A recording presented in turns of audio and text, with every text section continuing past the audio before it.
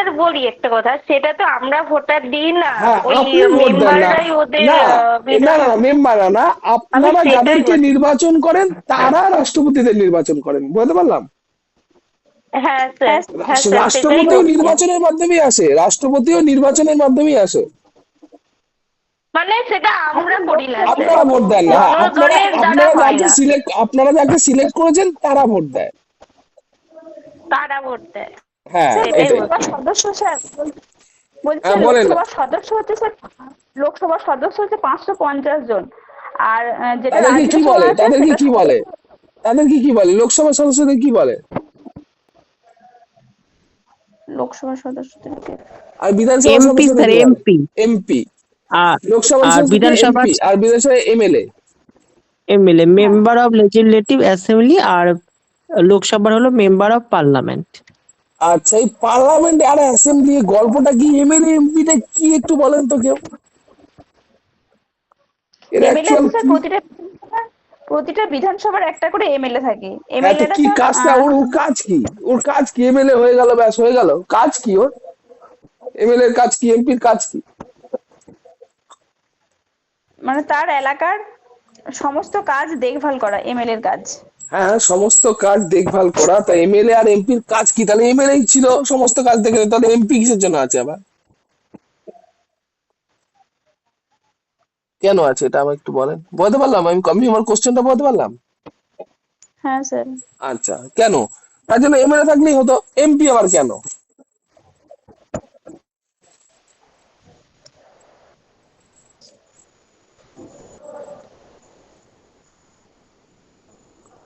পায়েল পালিয়ে গেল।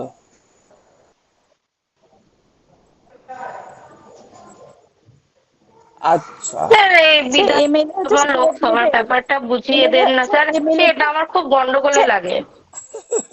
আমি স্যার কোশ্চেন এমএলএ করলাম, তারপর গন্ডগোল শুরু হয়ে গেল। স্যার বলছি স্যার, এমএলএ যেটা সেটা হচ্ছে রাজ্য স্তরের সমস্ত কাজ দেখভাল করা। এমপি যেটা হচ্ছে স্যার দেশের কাজ, মানে কান্ট্রি লেভেলের কাজ দেখাশোনা করে। কান্ট্রি লেভেলের কাজ, তাহলে সেটা সেইভাবে এমপি হবে পার্লামেন্ট। পার্লামেন্ট মানে মেম্বার অফ পার্লামেন্ট, পার্লামেন্টের মেম্বার মানে কেন্দ্রীয় সরকারের লোকেরা, ঠিক আছে? হ্যাঁ আর হ্যাঁ হ্যাঁ, যেটা এমপি হচ্ছে বিধানসভার কেন্দ্রীয় যারা, সরকার। হ্যাঁ, কেন্দ্রীয় সরকারের লোক, আর যেটা বিধানসভা, যেটা এমএলএ এটা বলছেন, ওরা হচ্ছে রাজ্যসভার লোক। মানে হ্যাঁ ওটাই, একজন হ্যাঁ। দেখে রাজ্যের ব্যাপারটা, আর আরেকজন দেখেন সেন্ট্রালের ব্যাপারটা, হুম হুম বুঝতে পারলাম? এবার গভর্নমেন্ট নিয়োগ করে একজন ইলেক্টেড আর একজন সিলেক্টেড কে। যেমন আমাদের পশ্চিমবঙ্গের সর্বময় কর্তা যদি আমি ইলেক্টেড বলি, বাই রাষ্ট্রপতি থেকে নির্বাচন, এটা কে? এই প্রথম ব্যক্তিত্ব পশ্চিমবঙ্গের ক্ষেত্রে বর্তমানে আইনি ক্ষমতা কার হাতে রাষ্ট্র আছে? রাষ্ট্রপতি। পশ্চিমবঙ্গের রাষ্ট্রপতি তো ভারতের আছে, পশ্চিমবঙ্গের পশ্চিমবঙ্গে পশ্চিমবঙ্গের রাষ্ট্রপতি মুখ্যমন্ত্রী। দ্বারা নিয়োজিত গভর্নরের হাতে, হ্যাঁ রাজ্যপাল। রাজ্যপাল। এবার রাজ্যপালই তো গভর্নর নাকি? হ্যাঁ, রাজ্যপাল। আচ্ছা, তাহলে রাজ্যপালকে নিয়োগ করে হচ্ছে সেন্ট্রালের লোক, মানে রাষ্ট্রপতি নিয়োগ করে। হুম ক্ষমতা তার হাতে সব, ক্ষমতা তার হাতে সব। কিন্তু কিন্তু হুম দেশ যে চালায় সে কিন্তু মুখ্যমন্ত্রী। হুম ক্ষমতা থাকতে পারে ওনার, মানে উনি হচ্ছে ঠুটে জগন্নাথ, ঠিক আছে? হুম দেশ চালায় কিন্তু মুখ্যমন্ত্রী। সেরকম দেশের ক্ষেত্রেও কিন্তু তাই, মানে দেশ মানে রাজ্য। দেশের ক্ষেত্রে কি হবে? দেশের ক্ষেত্রে হচ্ছে ক্ষমতা সমস্ত রাষ্ট্রপতির হাতে, কিন্তু চালায় প্রধানমন্ত্রী। হুম। কনস্টিটিউশনে এরকম প্রবিধান দেওয়া আছে, প্রভিশন দেওয়া আছে, ঠিক আছে? বলতে পারলাম? দেশটা, হ্যাঁ স্যার দেশের ক্ষেত্রে দেশটা চালাতে স্যার রাষ্ট্রপতি। দেশটা চালাচ্ছে মানে ক্ষমতা কাগজ কলমে, কাগজ কলমে রাষ্ট্রপতি। কাগজ আর কলমে ক্ষমতাটা রাষ্ট্রপতি। ক্ষমতাটা প্রধানমন্ত্রীর। আহ, ঠিক ওরকমই রাজ্যের ক্ষেত্রে চালাচ্ছে গভর্নর, কিন্তু ক্ষমতাটা মুখ্যমন্ত্রীর হাতে, বুঝতে পারলাম। ঠিক আছে? আচ্ছা, ক্ষমতা। আচ্ছা ম্যাডাম, রাখাল দাস বন্দ্যোপাধ্যায় এই ভদ্রলোককে চেনেন? হ্যাঁ স্যার, কে ভদ্রলোক একটু বলেন তো? ওই তো স্যার সিন্ধু সভ্যতার আবিষ্কারক হচ্ছে রাখাল দাস বন্দ্যোপাধ্যায়। হিন্দু সভ্যতা আবিষ্কারক না মহেঞ্জোদারো? এই সরি, মহেঞ্জোদারো সভ্যতার আবিষ্কারক। মহেন্দ্রদারো। আচ্ছা, হ্যাঁ মহেঞ্জোদারো, মহেঞ্জোদারো তো কি পাওয়া গেছিল?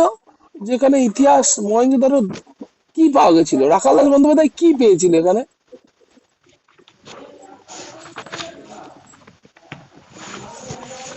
রাখালদাস বন্দ্যোপাধ্যায় তো কিছু একটা ছিল তো, তাই না? হ্যাঁ স্যার। ভদ্রলোক তো কিছু একটা ছিল তো। ওর কোন দরকার মহেঞ্জোদারোতে গিয়ে এই সমস্ত কাজকর্ম করা? কি এদের, কি ধরনের লোক! স্যার মহেঞ্জোদারো মানে মহেঞ্জোদারো শব্দের হ্যাঁ অর্থ হ্যাঁ হচ্ছে হ্যাঁ, মৃত্যু। মৃতের স্তূপ মানে মানে ওই মৃত ধ্বংসাবশেষ। মানুষ, হ্যাঁ হ্যাঁ, ওই মৃত মানুষের ধ্বংসাবশেষ দেখে তিনি আইডিয়া করেছিলেন। কিছু একটা আইডিয়া করেছিলেন। আচ্ছা আচ্ছা, বাহ।